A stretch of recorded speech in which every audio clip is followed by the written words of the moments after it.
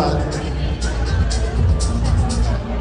সবচেয়ে বেশি ধন্যবাদ দিতে চাই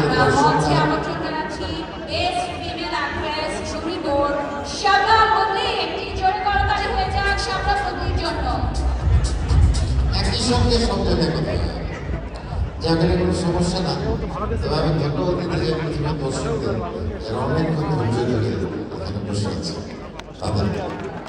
আর একটু কষ্ট লাগলো যে রুনাপার কাছ থেকে দিতে পারলো না, সবাই রুনাপার কাছ থেকে নিল।